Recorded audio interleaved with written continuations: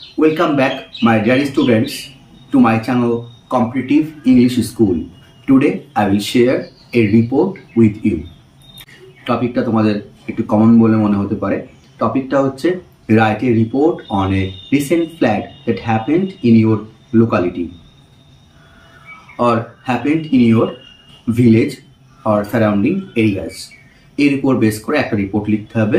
ফ্ল্যাড অর্থাৎ বন্যা হয়েছে তোমার লোকালিটিতে, এর উপর বেস করে একটা রিপোর্ট লিখতে হবে। তো মাই ডিয়ার স্টুডেন্টস, টপিকটা তোমাদের কাছে কমন বলে মনে হতে পারে, কিন্তু এরকম ধরনের টপিক কিন্তু পরীক্ষায় এসেই থাকে। তো মাই ডিয়ার স্টুডেন্টস, তোমরা কিন্তু আমার সলিউশনটা দেখার আগে অবশ্যই কিন্তু তোমরা নিজেরা একটু প্র্যাকটিস করবে।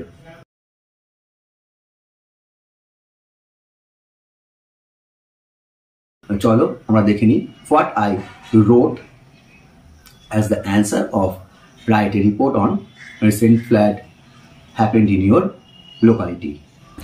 আমি টাইটেল দিয়েছি reported flood causes thousands of people homeless. বন্যার কারণে কয়েক হাজার মানুষ ঘর ছাড়া। এবার তোমাদের অবশ্যই একটা জায়গার নাম লিখতে হবে, যেহেতু এক্সাম, তাহলে তাই জন্য কোনো রকম নাম লেখা যাবে না, লিখতে হবে XYZ প্লেস, এরকম ইনস্ট্রাকশন দেওয়া থাকবে। তারপরে কমা 12th June 2024, এটা ডেট দিতে হবে ঠিক এমন করে, তারপরে সাল, তারপরে কোলন দিয়ে শুরু করতে হবে।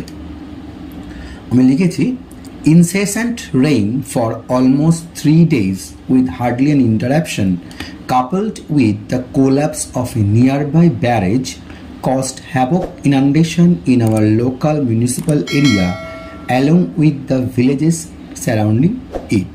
তাহলে মানেটা কি না, incessant rain অনবরত বৃষ্টি for almost 3 days প্রায় 3 দিন ধরে with hardly an interruption কোনো রকম বাধা ছাড়াই, কোনো রকম মাঝখানে বাধা পড়েছে এমন নয়, কন্টিনিউয়াসলি বৃষ্টি হয়ে গেছে।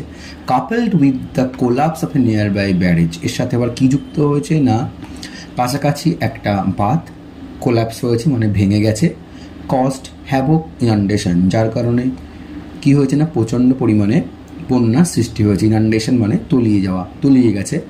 ইন আওয়ার মিউনিসিপ্যাল এরিয়া, আমাদের যে মিউনিসিপ্যালিটিতে আমরা থাকি সেই জায়গাটা, along with the villages surrounding it, এবং এর চারপাশে যে সমস্ত গ্রাম আছে সেই বেশ কিছু গ্রাম তলিয়ে গেছে। The water level of the river flowing through the breast of it elevated to its brim after 2 days torrential shower and the low-lying areas were totally submerged. কি বলছে, the water level of the river flowing through the breast of it, তাহলে জলের যে level flowing through the বোঝাচ্ছে the breast of it মানে the breast of the village বা সেই municipal area, elevated to its brim, সেই জলের লেভেলটা একদম কানায় কানায় ভর্তি হয়ে গেছে 2 দিন প্রচণ্ড বৃষ্টির পর। আফটার 2 days টরেন্সিয়াল শাওয়ার, 2 দিনের এক নাগাড়ে বৃষ্টি, প্রচণ্ড পরিমাণে বৃষ্টি, torrential shower. And the low lying areas were totally submerged, এবং যে অঞ্চলগুলো একটু নিচের দিকে অর্থাৎ বেশি উঁচু নয়, নিচু জায়গা, সেগুলো পুরোপুরি জলের নিচে ডুবে গেছে, submerged. The situation witnessed its worse after the 3rd day's rain, এই পরিস্থিতি আরও বেশি খারাপের দিকে দেখা গেছে 3য় দিনের বৃষ্টির পর। Simultaneously the breakage of the dam devastated the whole area, সেই একই সাথে simultaneously the breakage of the dam, সেই বাঁধের ভেঙে যাওয়ার কারণে পুরো এরিয়াটা পুরো ডিভাস্টেটেড কন্ডিশনে চলে গেছে, মানে খুব বাজে অবস্থায় চলে গেছে। Thousands of people had to leave their homes to take shelter in nearby schools and some of them came to the municipal areas, প্রায় কয়েক হাজার মানুষ তাদের নিজেদের বাড়ি ছাড়তে হয়েছে। To take shelter in nearby school, কাছাকাছি স্কুলে থাকার জন্য, যেগুলো একটু উপরের দিকে বা যেগুলো একটু উঁচুর দিকে। And some of them came to the municipal areas, যেহেতু মিউনিসিপ্যাল এরিয়াগুলো একটু উপরে হয়, তাই কিছু কিছু মানুষ সেই মিউনিসিপ্যালিটি এরিয়াতে চলে এসছে গ্রাম ছেড়ে। And countless number of people and cattle have been flowed away by the flood currents, বন্যার তোড়ে বা জলের তোড়ে অসংখ্য মানুষ এবং তাদের গবাদি পশুরা ফ্লোড অ্যাওয়ে মানে হারিয়ে গেছে, বন্যার জলে বয়ে চলে গেছে। The crops and the vegetables in the cultivated lands are totally destructed. বিভিন্ন যে ফসল হয়েছিল মাঠে এবং শাকসবজিগুলো হয়েছিল যে সমস্ত মাঠে, ইন দ্য কালটিভেটেড ল্যান্ড চাষের জমিতে, সেগুলো পুরোপুরি ধ্বংস হয়ে গেছে, জলের তলা চলে গেছে মানে ধ্বংস হয়ে গেছে। The suffering of the victims no bound. মানুষের যে কত দুর্দশাগ্রস্ত অবস্থা তার কোনো সীমা নেই। এর ইংরেজি হচ্ছে no bound. The suffering of the victims no bound. মানুষের দুর্দশার, যারা ক্ষতিগ্রস্ত হয়েছে তাদের দুর্দশার সীমা নেই। পরের প্যারাতে আমি লিখেছি the proletariats are in the severe turmoil. যারা সর্বহারা, সব কিছু হারিয়ে যারা চলে এসছে বাড়িঘর রেখে, তারা খুব দুর্দশার মধ্যে আসে, severe turmoil. The condition of the Rhodes become so dangerous that it became impossible for them to walk. রাস্তার অবস্থা এতটাই খারাপ, এতটাই বিপদগ্রস্ত যে তাদের পক্ষে হাঁটাও অসম্ভব হয়ে গেছে সেই সমস্ত অঞ্চলগুলিতে। Ruts and potholes add more misery to them. এবং রাস্তায় যে সমস্ত খন্দ বা খানা তৈরি হয়েছে যার মধ্যে জল ঢুকে আছে, মানুষ হাঁটতে গেলেও পড়ে যাচ্ছে, সেগুলো আরও বেশি করে তাদের ক্ষতি করছে।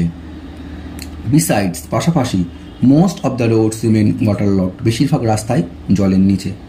The children and old people are facing terrible problems. বিশেষ করে বাচ্চারা এবং যারা বয়স্ক মানুষ তারা খুব প্রচণ্ড অসুবিধার মধ্যে দিয়ে যাচ্ছে বা তার সম্মুখীন হচ্ছে।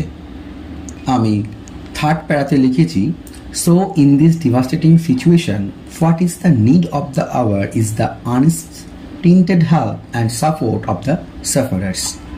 তো এই রকম বিচ্ছিরি অবস্থায়, ডিভাস্টেটিং সিচুয়েশন, খুব খারাপ অবস্থায়, what is the need of the hour, এখন যা আশু প্রয়োজন, ইজ দ্য আনস্টিন্টেড হেল্প, সেটা হচ্ছে উদার সাহায্য এবং সাপোর্ট, সাহায্য অফ দ্য সাফারার্স, যারা সাফার করছে, যা দুর্দশার মধ্যে অবস্থায় রয়েছে, তাদেরকে হেল্প করাই এখন খুব দরকার। The municipality, after several appeals, took no action, but when the government officials visited here and proposed a lump sum amount of the financial loss of the sufferers, the municipality came forward and took several steps to aid the proletariats. পৌরসভা অনেক ধরনের appeal করার পরেও কোনো রকম action নেয়নি। But when the government officials, কিন্তু যখন সরকারের কোনো একজন মানুষ এখানে এসেছিল, ভিজিটেড হেয়ার অ্যান্ড প্রপোজ করেছিল a lump sum amount for the financial loss of the sufferers, একটা বড় ধরনের অংশের টাকা, কিসের জন্য না, অর্থনৈতিক ক্ষতির জন্য, যারা দুর্দশাগ্রস্ত অবস্থায় রয়েছে তাদের জন্য। তখন কি হলো, দ্য মিউনিসিপ্যালিটি কেম ফরওয়ার্ড, এগিয়ে এলো, অ্যান্ড টুক সেভারাল স্টেপস, এবং অনেক স্টেপস নিল, টু এইড দ্য প্রোলেটারিয়েটস, সর্বহারাদের সাহায্য করার জন্য তারা এগিয়ে এসে অনেক কাজ করতে শুরু করলো, বিভিন্ন রকমের স্টেপ নিল। Then the municipality constructed a relief organisation and distributed food, clothing and other materials for the affected people. তারপর পৌরসভা কী করলো, একটা রিলিফ অর্গানাইজেশন, একটা সংগঠন তৈরি করলো, এবং সেখান থেকে কী করলো, বিভিন্ন রকমের খাবার, বস্ত্র এবং অন্যান্য প্রয়োজনীয় সামগ্রী যারা দুর্দশাগ্রস্ত মানুষ, অ্যাফেক্টেড পিপল, তাদেরকে দান করতে শুরু করলো। A relief fund was opened as people can contribute as per their capacity. একটা রিলিফ ফান্ডও খোলা হলো যাতে মানুষেরা তাতে তাদের ইচ্ছা মতো, তাদের ক্যাপাসিটি অনুযায়ী, সক্ষমতা অনুযায়ী সেখানে কিছু সাহায্য করতে পারে দুর্দশাগ্রস্ত অবস্থাদের জন্য। তো মাই ডিয়ার স্টুডেন্টস, এই হচ্ছে আমার আজকের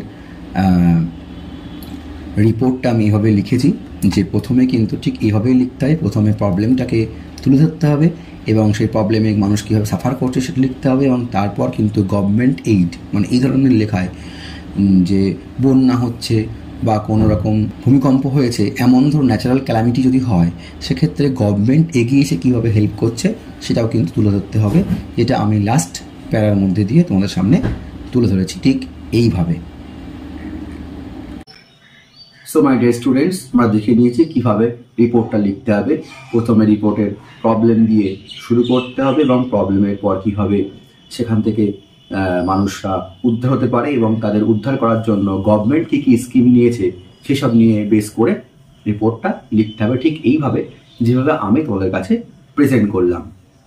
সো মাই ডিয়ার স্টুডেন্টস, যদি তোমাদের লেখাটা ভালো লেগে থাকে তাহলে কিন্তু তোমরা অবশ্যই লাইক করতে ভুলো না। আর এখনও পর্যন্ত যারা আমার চ্যানেলে সাবস্ক্রাইব করনি, সাবস্ক্রাইব বাটনে গিয়ে সাবস্ক্রাইবে ক্লিক করো এবং পাশে থাকা বেল আইকনটা ক্লিক করে দাও to get more notification from my channel.